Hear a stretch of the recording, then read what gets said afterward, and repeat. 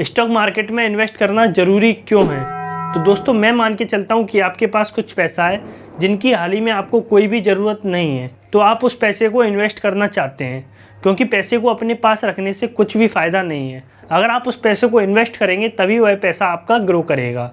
तो दोस्तों अगर आप स्टॉक मार्केट के झमेले में नहीं पड़ना चाहते या फिर स्टॉक मार्केट में इन्वेस्ट नहीं करना चाहते तो यह वीडियो आपके लिए कोई भी वैल्यूएबल नहीं है।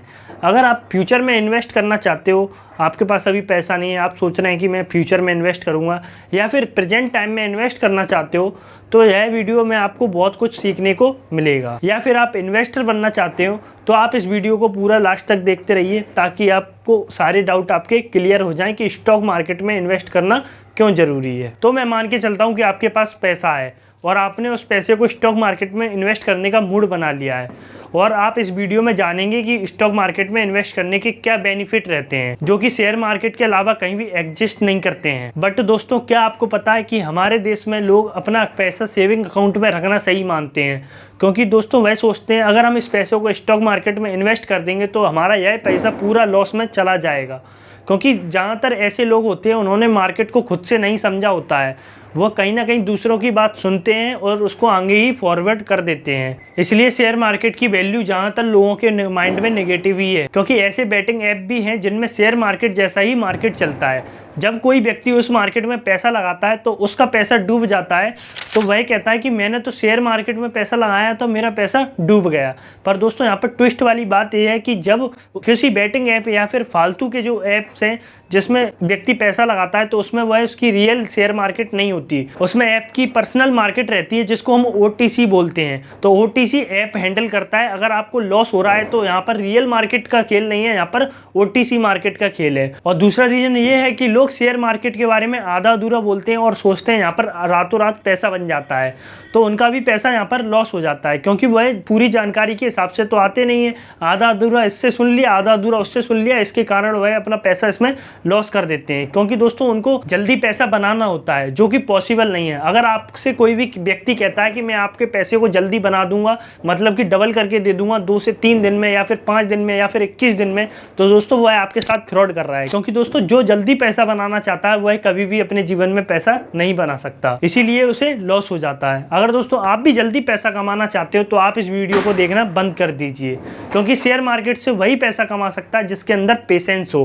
क्योंकि शेयर मार्केट में आपके एक्सपीरियंस और नॉलेज का पैसा होता है, ना कि आपके जल्दबाजी का। लेकिन अब लोग सोशल मीडिया और इंटरनेट के थ्रू अवेयर हो रहे हैं और मार्केट में खुद इन्वेस्ट करके देख रहे हैं और शेयर मार्केट में इन्वेस्ट करना भी सीख रहे हैं। पर यहाँ पर बात आती है कि जो लोग अपना पैसा सेविंग अकाउंट में रख रहे हैं तो बैंक उन्हें 2 से 3% का इंटरेस्ट देती है। पर उन लोगों को 2 से 3% इंटरेस्ट मिलता है तो उनको लगता है कि उनका पैसा ग्रो हो रहा है।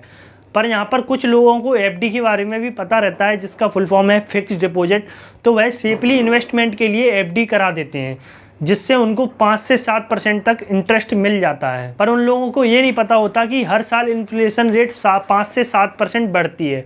फॉर एग्जांपल अभी पेट्रोल की परचेसिंग वैल्यू 100 रुपये है, नेक्स्ट ईयर पेट्रोल की परचेसिंग वैल्यू 105 या फिर 110 भी हो सकती है। मतलब कि यहाँ पर पेट्रोल की वैल्यू बढ़ रही है तो महंगाई दर बढ़ रहा है, मतलब कि हर साल 5 से 7% महंगाई दर इंक्रीज होता है। पर आपको यहाँ पर समझना ये है जो आपको सेविंग अकाउंट में इंटरेस्ट मिलता है वो 2 से 3% होता है, जो कि इन्फ्लेशन रेट को बीट भी नहीं कर पा रहा है। और जो इंटरेस्ट आपको FD में मिलता है वो इन्फ्लेशन रेट को बीट तो कर देता है, पर यहाँ पर आपका प्रॉफिट क्या हुआ। इसलिए लोग थोड़ा सा रिस्क लेते हैं और अपने पैसे को स्टॉक मार्केट में इन्वेस्ट कर देते हैं, क्योंकि स्टॉक मार्केट की हिस्ट्री है कि वह आपको 12 से 15% तक रिटर्न देती है। आपको यह बात जानकर हैरानी होगी कि आप अपना पैसा स्टॉक मार्केट में लगाने की बजाय आप अपने सेविंग अकाउंट में रखते हैं या फिर आप अपनी बैंक में FD कराते हैं। पर बैंक्स यहाँ पर आपका पैसा स्टॉक मार्केट में इन्वेस्ट करता है, मतलब कि यहाँ पर जितनी भी बैंक्स हैं वह खुद पब्लिक के पैसे को स्टॉक मार्केट में इन्वेस्ट करती हैं और वह खुद 12 से 15% अर्न करती हैं और लोगों को मैक्सिमम 5 से 7% देती हैं। ऐसा ही सेम इंश्योरेंस वाली कंपनी आपके साथ करती हैं, वह आपसे प्रीमियम चार्ज लेती हैं और उसको भी स्टॉक मार्केट में इन्वेस्ट कर देती है। तो यहाँ पर बात निकल के आती है कि हमारा पैसा इनडायरेक्टली स्टॉक मार्केट में ही इन्वेस्ट किया जा रहा है, चाहे हम उसको सेविंग अकाउंट में रखें या फिर FD में रखें या फिर हम कहीं और इन्वेस्ट करें। मतलब कि इनडायरेक्टली हमारा पैसा स्टॉक मार्केट में इन्वेस्ट हो रहा है और हमारे पैसे से कोई अर्न और कर रहा है। इससे अच्छा ये है कि हम खुद स्टॉक मार्केट में इन्वेस्ट करना सीख लें ताकि ज़्यादा से ज़्यादा रिटर्न हमको खुद मिल सकें। तो दोस्तों यहाँ पर आपके मन में सवाल आ रहा होगा कि स्टॉक मार्केट में इन्वेस्ट करना क्यों चाहिए, हम अपना पैसा फिक्स डिपॉजिट भी कर सकते हैं या फिर कुछ और कर सकते हैं, हमको कम रिस्क लेना पसंद है। तो दोस्तों स्टॉक मार्केट में इन्वेस्ट करने के मैं कुछ आपको रीजन बता देता हूँ। Reason number 1, high return in long term. जैसे कि कोई व्यक्ति है जो अपना पैसा बैंक में रखता है या फिर एफडी में इन्वेस्ट करता है या फिर गोल्ड में करता है या पीपीएफ में करता है, तो उसके कंपैरिजन में अगर दूसरा व्यक्ति है जिसने अपना पैसा स्टॉक मार्केट में इन्वेस्ट किया हुआ है तो वह उसका पैसा ज़्यादा ग्रो करेगा, क्योंकि स्टॉक मार्केट की हिस्ट्री है कि वह हर साल 12 से 15% तक रिटर्न देता है। Reason number 2, ownership in company. जैसे कि आप हैं, आपको एक बिजनेस स्टार्ट करना है पर आपको ये नहीं पता कि बिजनेस कैसे स्टार्ट करते हैं और उसको रन कैसे करना है, क्योंकि बिजनेस स्टार्ट करने के लिए हमको बहुत सारी नॉलेज की ज़रूरत पड़ती है, पर आपको नॉलेज भी नहीं है और आपको बिजनेस संभालना भी नहीं आता और उसको रन कैसे करना है आपको ये भी नहीं आता। तो बल्कि इसकी जगह आप ये कर सकते हैं कि स्टॉक मार्केट में जो भी कंपनियां लिस्टेड हैं और उनमें से जो कंपनियों के बिजनेस आपको अच्छे लग रहे हैं, मतलब कि जो कंपनियां जो अपना प्रोडक्ट बनाती हैं या फिर अपनी सर्विस देती हैं, उसमें से जो भी कंपनियों के बिजनेस आपको अच्छे लग रहे हैं उस कंपनियों में आप इन्वेस्ट कर सकते हैं। जैसे कि हम मान के चलते हैं आपके पास 50,000 रुपये हैं और आप उस 50,000 से बिजनेस स्टार्ट करना चाहते हैं। तो दोस्तों यहाँ पर आपसे 50,000 रुपये से बिजनेस स्टार्ट तो नहीं होगा, पर आप स्टॉक मार्केट में किसी ना किसी कंपनी में 50,000 से अपनी ओनरशिप ले सकते हैं। जैसे कि XYZ कंपनी है जिसके मैंने 50,000 रुपये के शेयर खरीद लिए, तो कुछ परसेंट मुझे उसमें ओनरशिप मिल जाएगी। तो जो उस कंपनी का प्रॉफिट होगा उसका जो कुछ परसेंट शेयर मेरे होंगे उतना ही मेरे शेयर की प्राइस बढ़ेगी, मतलब कि मुझे उस कंपनी का प्रॉफिट होगा तो मुझे भी प्रॉफिट मिलेगा। तो इस तरह आप बिना कुछ काम किए हुए कंपनी से पजेसिव इनकम ले सकते हैं। अगर आपको ऐसा लग रहा है कि ये कंपनी में कुछ मुझे रिस्क लग रहा है, अब भाई इस कंपनी के शेयर नीचे जाने वाले हैं, तो आप उस कंपनी के शेयर सेल करके उसमें से निकल जाइए, क्योंकि यहाँ पर ओनरशिप आपकी है। आप जब चाहें उसको शेयर को सेल कर सकते हैं, जब चाहें उस शेयर को बाय कर सकते हैं। Reason number 3, diversification of investment. जैसा कि मैंने पिछले वाले पॉइंट में एग्जांपल दिया था कि आपके पास 50,000 रुपये हैं, आपने एक कंपनी के शेयर खरीद लिए, पर इस पॉइंट में आप उस पैसे को डाइवर्सिफिकेशन कर दो। जैसे कि मेरे पास 50,000 रुपये हैं तो मैंने 5,000 के इस कंपनी के शेयर खरीद लिए, 2,000 के इस कंपनी के खरीद लिए, 3,000 के उस कंपनी के खरीद लिए, 10,000 के उस कंपनी के लिए खरीद लिए। मतलब कि अपने पैसे को थोड़ा थोड़ा करके पूरी जगह आपने लगा दिया।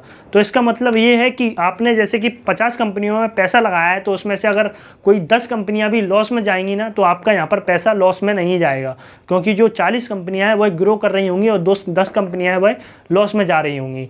तो यहाँ पर जो 40 कंपनियां हैं वह आपका लॉस नहीं होगा, इतना ज़्यादा आपका प्रॉफिट हो जाएगा। इसका मतलब ये है कि अपने पैसे को जितना आप डाइवर्सिफाई रखोगे उतना ही आपको रिस्क कम होगा। Reason number 4, professional fund manager service.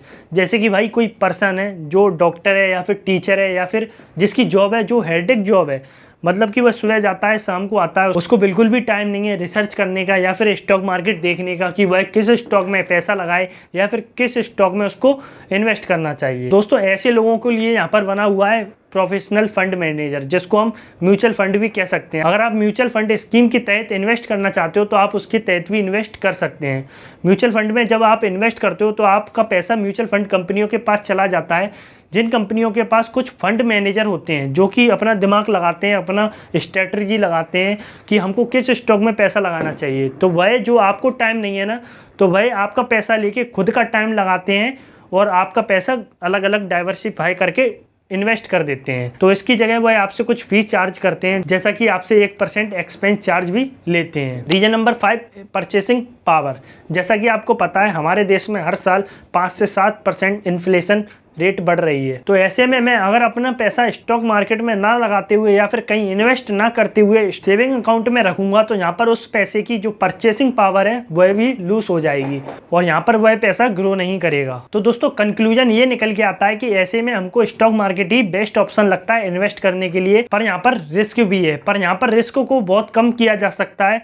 आप अपने पैसे को डाइवर्सिफिकेशन कर दो, मात्र एक ही ऐसा सॉल्यूशन है जिससे आप अपना रिस्क बहुत हद तक कम कर सकते हैं। तो इस टॉपिक पर मैं एक डेडिकेट वीडियो लाऊंगा रिसर्च करके, डाइवर्सिफिकेशन अपने पैसे को आप किस तरीके से कर सकते हैं। तो अगर आपको उस वीडियो को देखना है तो आप चैनल को सब्सक्राइब कर दीजिए और कमेंट करके बताइए कि आप उस वीडियो के लिए इंटरेस्टेड हैं या नहीं। तो दोस्तों अगर आप रेडी हैं स्टॉक मार्केट में इन्वेस्ट या फिर ट्रेडिंग करने के लिए, तो यहाँ पर आपको एक डीमेट अकाउंट की जरूरत पड़ेगी, जो कि आप किसी भी ब्रोकर में खरीद सकते हैं। पर यहाँ पर मैं आपको सजेशन देना चाहूँगा कि आप डीमेट अकाउंट अपना या फिर धन में बना सकते हैं या फिर एंजल वन में बना सकते हैं या फिर ग्रो ग्रो में बना सकते हैं, जिनकी लिंक मैंने आपको डिस्क्रिप्शन बॉक्स में दे दी है। आप वहाँ पर जाके अपना अकाउंट बना सकते हैं। तो आज की वीडियो में बस इतना ही था। अगर आपको वीडियो अच्छी लगी हो तो चैनल को सब्सक्राइब कर देना, वीडियो को लाइक कर देना। हम मिलते हैं किसी ऐसी ही वीडियो में, जब तक के लिए जय हिंद, जय भारत।